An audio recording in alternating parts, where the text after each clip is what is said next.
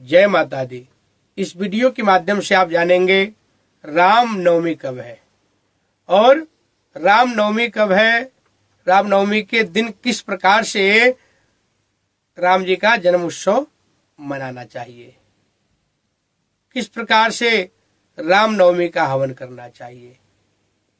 साथ ही साथ ये भी बता दूंगा मैं इस वीडियो में नवरात्रि कब प्रारंभ हो रहा है, नवरात्रि के दिन कलश स्थापना कब करना है, कौन सा मुहूर्त शुभ है, किस समय में आप कलश स्थापना करेंगे, ज्योत प्रज्वलित करेंगे तो आपके घर में मंगल ही मंगल होगा।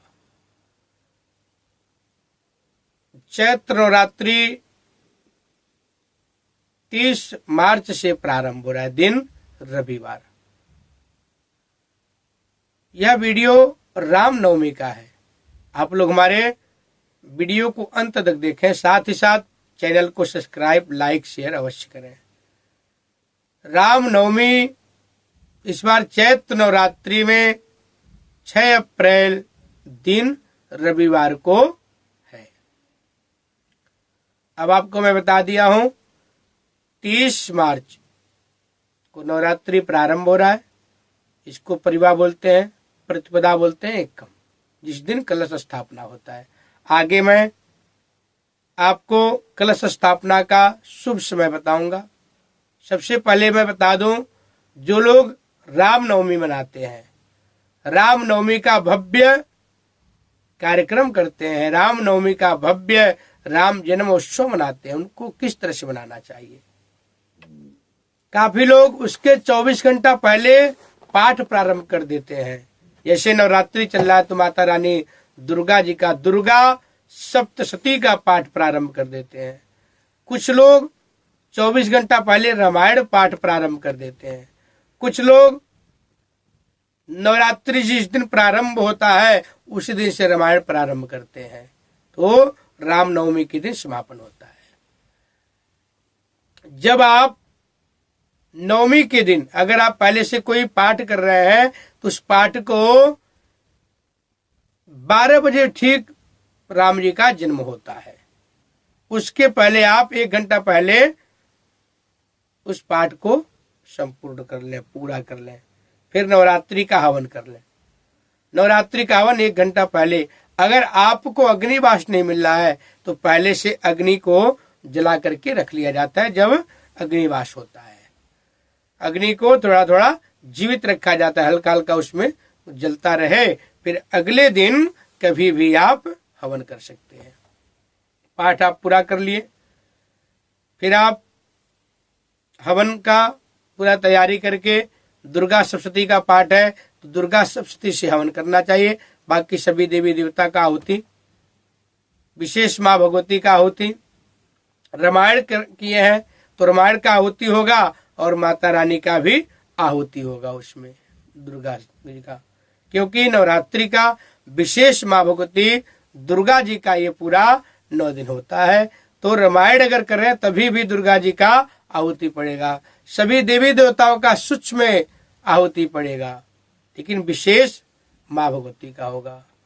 रामायण कर रहे हैं तो रामायण का विशेष होगा और माता रानी का भी होगा उसमें। फिर आप हवन कर लिए। हवन करने के बाद आप पूरा तैयारी कर लीजिए राम जी के जन्म का। जैसे ठीक 12 बजता है तो भगवान को स्नान कराना चाहिए, राम जी को स्नान कराएं, फिर पोंछ करके जनेऊ पहना दें, वस्त्र पहना दें, टीका लगा दें, उनका श्रृंगार आदि कर दें। श्रृंगार आदि करने के बाद भगवान को माला पहना दें, मुकुट पहना दें, अच्छे से सुसज्जित करके, सजा करके, सजा धजा करके भगवान को बढ़िया सुंदर दिव्य भोग लगाएं।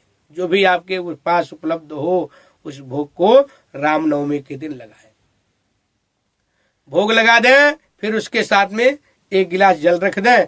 फिर आप भगवान राम का स्तुति करें। भय प्रगट कृपाला दीन दयाला कौशल्या हितकारी।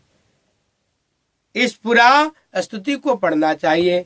स्तुति पूरा पढ़ने के बाद फिर भगवान का आरती करना चाहिए, राम जी का आरती करना चाहिए, रामायण का आरती करना चाहिए। फिर आरती करने के बाद क्षमा प्रार्थना, पुष्पांजलि करना चाहिए। फिर प्रसाद वितरण करना चाहिए। इस प्रकार से आपको भगवान श्री राम जी का जन्म उत्सव मनाना चाहिए।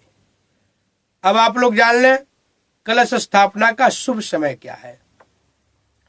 30 मार्च को कलश स्थापना का जो शुभ समय है, जो बहुत ही उत्तम समय है, 7:30 से लेकर के 10:40 तक बहुत ही शुभ मुहूर्त है कलश स्थापना के लिए। दूसरा जो मुहूर्त है 11:40 से लेकर के 12:40 अभिजित मुहूर्त, जिसको बोलते हैं अभिजित मुहूर्त। पहला 7:30 से 10:40 तक, दूसरा 11:40 से 12:40 तक कलश स्थापना का एक विशेष मुहूर्त है। और जो लोग नवरात्रि में व्रत करते हैं उनके लिए भी मैं बता दूं, कुछ लोग फलहार में धनिया डाल लेते हैं। धनिया फलहार में नहीं डालना चाहिए, हल्दी भी नहीं डालना चाहिए। आपको केवल घी में छौंक करके जीरा से हरी मिर्च डाल सकते हैं, बाकी कुछ नहीं डालना चाहिए। व्रत वाला नमक डाल लें। कोशिश करना चाहिए ज्यादा तो मीठा से ही फलहार बनाएं। अगर आपको लगता है मीठा खा के नहीं रह पाएंगे तब थोड़ा सा व्रत वाला सेंधा नमक डाल दें। सेंधा नमक का ही फलहार करना चाहिए।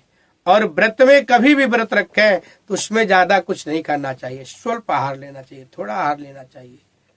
बहुत लोग आजकल फैशन चल गया है, नॉर्मल टाइम में उतना आहार नहीं बनेगा, उतना व्यंजन नहीं बनेगा, लेकिन कोई व्रत रहेगा तो उसमें 56 प्रकार का व्यंजन बनता है और पूरे दिन बैठ करके खाते हैं, तो उस व्रत का कोई भी मतलब नहीं रहता है। जैसे कहते हैं अर्थ का अनर्थ, तो अनर्थ कर रहे हैं आप। व्रत में जितना कम आहार लिया जाए। कुछ लोग ऐसे भी हैं पूरा दिन निकाल देते हैं, शाम के समय थोड़ा फल खा लेंगे, दूध पी लेते हैं। सबसे अच्छा इस प्रकार का व्रत रखना सही है। अगर आप पूरे दिन खा रहे हैं तो उस व्रत का कोई मतलब नहीं है। आप तो पूरा दिन खा ही रहे हैं, पेट तो आप और ज्यादा भर ले रहे हैं नॉर्मल दिन के प्रति। तो आप जब भी व्रत रखें तो बिल्कुल थोड़ा सा खाएं, 2 बार खाएं बस। चाहे आप बीच में 1-2 बार पी लें, लेकिन जो फलहार करते हैं वो मात्र 2 बार करें, 2 से तीसरा बार नहीं करना चाहिए। ये व्रत का नियम है। इस प्रकार से आप व्रत रख रहे हैं तो समझिए आपका व्रत सही है। अगर आप पूरे दिन खा रहे हैं तो वो कोई व्रत नहीं है, वो तो समझिए आपका है कि स्पेशल खाने का डे हो गया हो। स्पेशल आप बना लिए, नहीं जब अच्छा खाना हो, पूरे दिन खाना हो तो व्रत रख लो। ये ऐसा व्रत नहीं रखना चाहिए।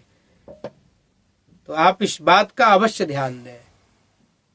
और जब हम व्रत रखते हैं तो उस दिन कोशिश करना चाहिए आपसे बिल्कुल कोई गलती ना हो, कोई गलत काम ना हो, झूठ ना बोले, किसी को धोखा ना दें। क्योंकि आप तो पुण्य कर रहे हैं, व्रत कर रहे हैं, मतलब हम कुछ अच्छा काम कर रहे हैं, भगवान का भक्ति कर रहे हैं। अगर उसमें भी आप गलत काम करेंगे, झूठ बोलेंगे, किसी को धोखा देंगे तो आपको व्रत करने का, पूजा करने का कोई भी फल नहीं मिलता है और उल्टा आपके ऊपर पाप चढ़ जाता है। इस बात का भी ध्यान अवश्य रखना चाहिए। इस बार नवरात्रि में आप लोग धूमधाम से माता रानी का पूजन करिए, आराधना करिए, साधना करिए, माता रानी को मनाइए, माता रानी को प्रसन्न करिए। 30 मार्च से माँ भगवती का विशेष पूजन पाठ करें, विशेष माता रानी का स्वागत करें।